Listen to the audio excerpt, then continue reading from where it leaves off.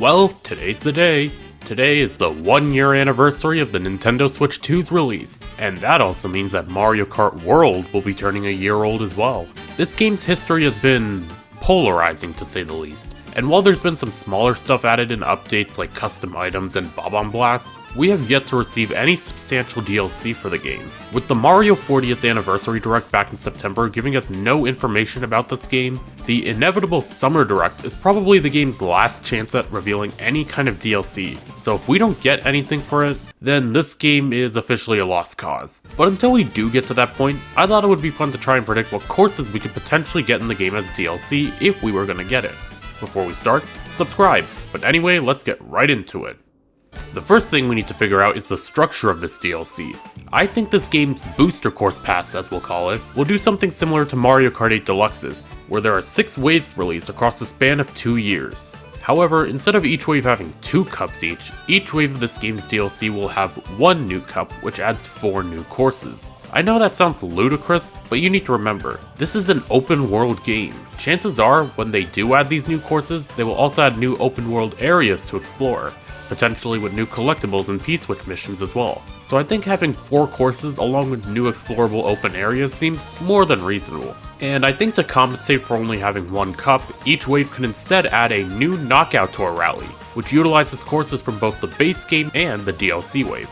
Or just let us make custom rallies, Nintendo, please! Now that I've given the structure for how I think this DLC could work, I'm now going to predict some of the retro tracks that I think we could see. While I would prefer if this DLC came with an even ratio of new versus retro tracks, both Mario Kart 8's DLC and World have proven that they don't really care about that. So because of that, I think the 24 tracks in this DLC would instead be split between 14 new tracks and 10 retros, which I think I can live with so long as they don't do that repeat course nonsense we saw in the base game. Now when it comes to figuring out how many courses from each past game to add, I decided to take a look at what we got in the base game and go from there. In the base game we have 2 courses from the SNES, 64, GCN, Wii, and 3DS, 1 course from Tour, 3 courses from the DS, and absolutely nothing from the GBA. Yeah, we got some work to do here. After some contemplating with myself, I decided to make the retro course split as follows. 1 course from the 64, GCN, DS, and Wii, and 2 courses from the GBA, 3DS, and Tour.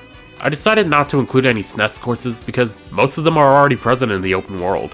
The only courses that aren't are the Bowser's Castles and Rainbow Road, but let's be for real, we're all sick of SNES Rainbow Road, and I don't think we're gonna see a retro Bowser Castle anytime soon. And if the other SNES tracks are anything to go by, they probably won't be as good as our glorious king Bowser Castle 3 in 8 Deluxe. I also didn't include any tracks from 8 because most of these tracks would probably not work anyways, either because they're thematically redundant or because World doesn't have anti-gravity or underwater driving. Then again, we've been playing these tracks for over a decade before World became a thing, so a break from them is probably a good thing.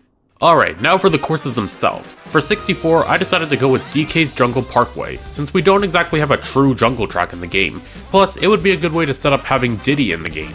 The 2 Super Circuit tracks I chose are Yoshi Desert and Broken Pier. I know we don't like desert tracks, but we need some kind of Yoshi track, and maybe they could do something similar to Peach Beach where the later laps add new routes involving the Yoshi Sphinx or something like that. As for Broken Pier, it hasn't been remade before, so this would be the perfect opportunity to bring it back. And since Nintendo likes to be lazy, they could easily reuse the assets from the Ghost Valleys to make the course. For Double Dash, I went with Mushroom Bridge, since it's pretty popular despite its simple layout, and contains many unique vehicles that can be used as hazards. For Wii, I went with Coconut Mall, since it's a fan favorite and the idea of exploring an open world mall would be so cool. Also, the Booster Course Pass did not do it justice, I mean look at these textures. For 7, I decided I'm going to inhale the biggest amount of copium possible by including both Woohoo Loop and Maka Woohoo. I know the usage of Mii's has been rather limited by Nintendo recently, only getting a dedicated game every now and then on the Switch, and Woohoo Island has not been seen since 2018. But I think if there was any game that could bring it back, it's this one, accomplishing that childhood dream of an open world Woohoo Island. Not to mention, since the 2 courses take place on the same island, they could be in the same cup right next to each other, with a small intermission between them. Also, if they decide to add more battle maps, this would be the perfect opportunity to add Woohoo Town in. That wouldn't fix how terrible battle mode is, but it's something. And lastly for Tour, I decided to add Ninja Hideaway and Piranha Plant Pipeline. Pipeline is the only tour track that hasn't been remade yet, while Ninja Hideaway's multiple pathways would be great for 24 players.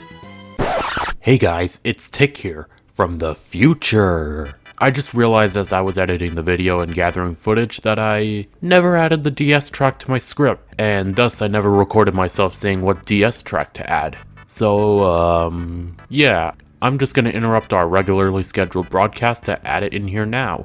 By the way, if you're wondering why I sound like I'm doing an ASMR video, it's because I'm recording this at like 6 in the morning when everyone's asleep, so yeah. Anyways, the DS track I chose was Delfino Square because of its calm vibes and music, as well as the fact that we haven't seen it since Mario Kart Wii, which I know doesn't mean anything when 3 tracks from this game were also in 8 Deluxe, but still.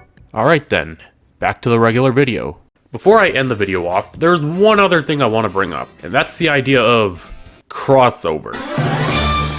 I know we're sick of crossovers after what we had in 8 Deluxe, but honestly, it's pretty up in the air as to whether we'll get crossover content or not. That said though, if there's one series that I can absolutely see getting a crossover in Mario Kart World, it's Star Fox. If Fox being a major character in the Mario Galaxy movie wasn't enough, then the fact that his game is getting the 4th or so remake, featuring Falco with chicken legs, is definitely saying something about the franchise's resurgence, and having him cross over in World would definitely add to that. In terms of a course, I think a stage based on the Lilat system would be cool. Maybe each lap takes place on a different planet. Maybe Corneria for lap 1, Zones for lap 2, and Venom for lap 3, with brief gliding sections through space in between laps. Chances are, if this or any crossover course were to happen, they probably wouldn't be available in the open world and can only be played in actual races, much like Rainbow Road.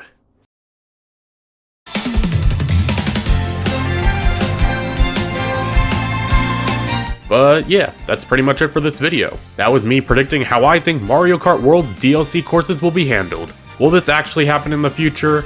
Yeah, definitely not, but a guy can dream, right? I apologize for the lack of videos lately, but my Masters has been consuming a lot of my time. However, I do have a bigger video planned where I present my entire concept on what the next Super Smash Bros. Game could look like. So keep yourselves excited for that while the video's in the making. But anyways, I'll see you guys next time.